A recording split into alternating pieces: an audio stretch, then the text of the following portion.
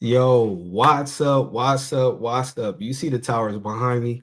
You know who it is. Welcome y'all to Lamb's Chop, where rare cuts of observations, wisdom, and sports commentary have been marinated since the 1900s. Go on, grab your favorite drink, grab you some wine, pull up a chair, a stool, or if you outside, sit on the curb. Tonight's wisdom comes with an extra bite and zero Bluetooth. I'm your host, Eric Lambkins II. Now, disclaimer, these are my thoughts, unadulterated, uncensored, and unabashed. This is me in my rawest form. Some of you may like what I say, and you also may hate it, but I am here to make you think nonetheless. Let's chop. So, before we begin, you already know how the show goes. Word of the day. Today's word of the day is introspectionism. Introspectionism. Now, I know a lot of you are like introspection. I know what that means. It's kind of like looking into yourself, but what is introspectionism? Well, first and foremost, it is a noun and it means to look within. It's the doctrine that knowledge of the mind must derive from introspection. So it's looking within yourself, right?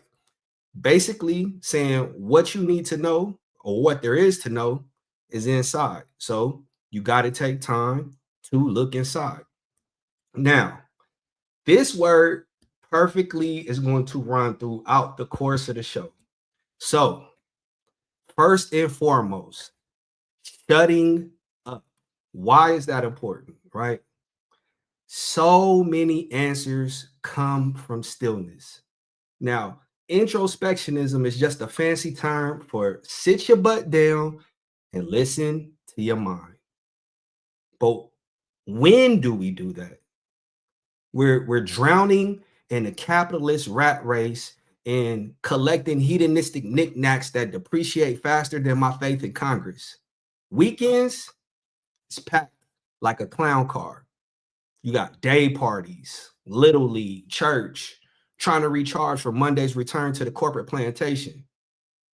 Have y'all ever really sat in silence? Like real silence. I'm not talking Spotify deep focus playlists. Just you in nature, crickets. It's terrifying, right? Your mind starts to race. You're flooded with thoughts. You hear those little whispers like, Eric, why'd you buy that meme coin? I know I'm not alone in feeling overwhelmed with the stresses and strains of the day.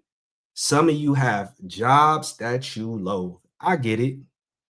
You might live in a home where you feel like a complete stranger and you're pulled in a myriad of directions. Peace, be still. Translation, put the phone down. Go analog for like 20 minutes. Just sit by a lake, sit under a tree, watch a bird do bird things. That's where God's Wi Fi signal is strongest. I guarantee you, the answers that you're chasing, they're buried under those TikTok notifications. I encourage you to stop, go for a run, a walk, or just sit in silence. No music, no phone, unplug. Go camp, disappear for a day, sit in nature, in the park, at a lake, at the beach, in the woods. Find you a spot outdoors where you can plug into and connect with the real world, the bugs, the grass, the tapestry of beauty in nature. Me, it's where I hear and see the majesty of God so clearly. You never know just how loudly he whispers, but I guarantee you, if you try it, you will get the answers that you're looking for. While I was sitting in silence, I was thinking about taxes, right? That's the world's only mandatory subscription service where you cannot cancel. Listen, I failed economics twice. Well, I failed the first time and got a D the second time around. What I don't understand is how I paid taxes on my army pay that was funded by taxes. Like that's like McDonald's charging you for the privilege of flipping burgers. How do you work? The government takes taxes on your work. You purchase anything and it's taxed. If you own a business, you pay taxes to sell. Like, where does the incessant and never-ending road of taxes end? Then look at what they fund. J. Cole said it best. My homies barely graduate. They ain't got the tools. Maybe because it's the tax dollars getting spent hiring teachers that don't look like them. You spend taxes to fund corporate wars.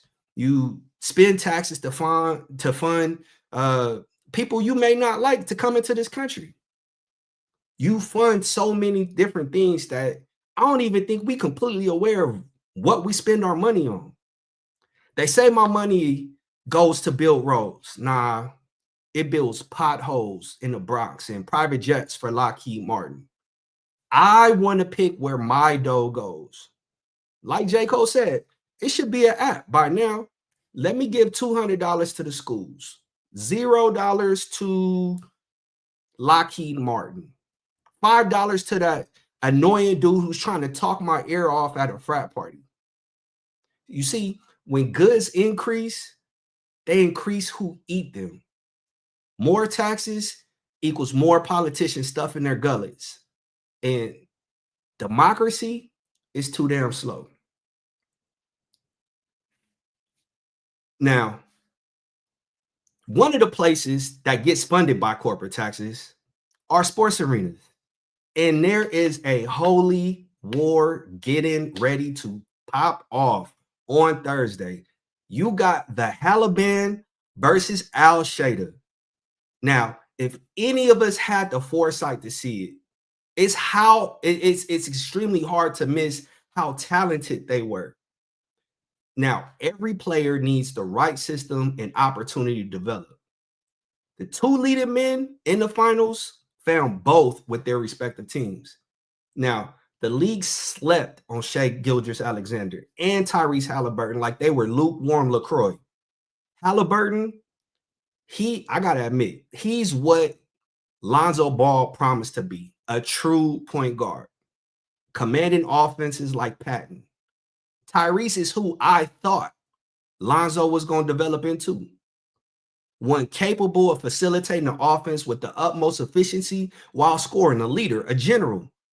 He commanded the bombing of the Bing Bong Bozo Brigade, demolishing their hopes like Building 7 of the World Trade Center. I was sure of when Ball was at UCLA. I clamored. I pounded the table that I just knew that he was the next Jason Kidd. Now, I gotta admit, I was completely wrong. Then you have Sam Presti, right? He snatched Shea from the Clippers. That's a bigger heist than Ocean's 11. The Pacers hurled a grenade to Sacramento, trading Domantas Sabonis for Halliburton. Now that trade is looking more like a CIA coup than a trade. But Sacramento had De'Aaron Fox, whom they've since traded to San Antonio, and that made Halliburton expendable. I don't know. Anyhow, Sam Presti is this generation's Jerry West. Dude is Nostradamus with the clipboard. KD, Russ, Harden. Now you got Jalen Williams, check, and you trade for Shea. Now, I had one conversation with the late Jerry West, and he gave me the blueprint for building a dynasty. He said you need one player to get butts in the seat, and you need boring players that complement the strengths of that marquee player. Now, I'm not sure if you'll find a better job at not only team building, but also identifying talent and putting them in a position to succeed than Sam Presti. While other GMs are out there drafting tall dudes because he looked good in March Madness, Sam's out there fleecing the entire NBA. Without vision, the people perish. And Presti's vision, simple. culture. You think Shea wakes up in OKC thinking, man, I hate it here. Nah, he's hooping in a petri dish of growth. And that, my friend, is dynasty soil. Knowing the type of culture you want for your organization is crucial. It's paramount. Now, do these players enjoy competing? That's what you got to ask yourself first and foremost. But even more, is this organization a place that nurtures growth and development of who we claim to be? Regardless of the outcome of these NBA finals, I have my eyes focused on the story before the story, a little bit of foresight. I'm searching for the next big thing. And if you're on this journey with me, you too will cultivate some foresight. Now, everywhere I look, all I see is a gender war. It's all over Twitter. It's all over Instagram. It's everywhere. It's on Netflix. When did this start? I'm sitting there thinking maybe the Garden of Eden, because God did tell Eve, you'll desire your husband and he'll rule over you. Fast forward, you got feminism, the sexual revolution, and podcasts of dudes yelling high value men. Here's the truth, or at least how I see it. Men and women fundamentally have the same desires: food, clothing, shelter, respect, and love. Now, I'm going to piss some of you off. I am one of those cats that believe in gender roles. There are ways that men and women are just simply hardwired. Now, neither is better than the other. One hand washes the other.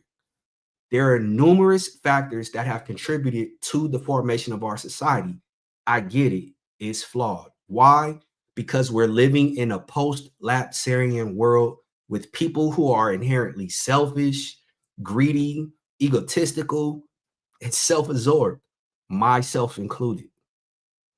Is it the influence of Western ideology? I don't know.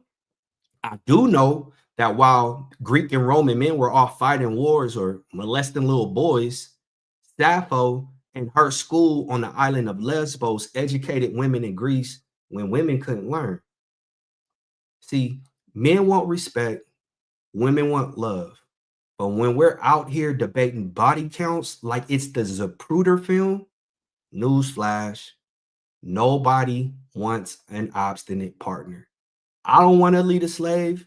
I want to lead a queen who tells me when I'm being a dumbass. I get a sense of protecting. I get a sense of fulfillment from protecting and providing for my queen. I can't be the only one.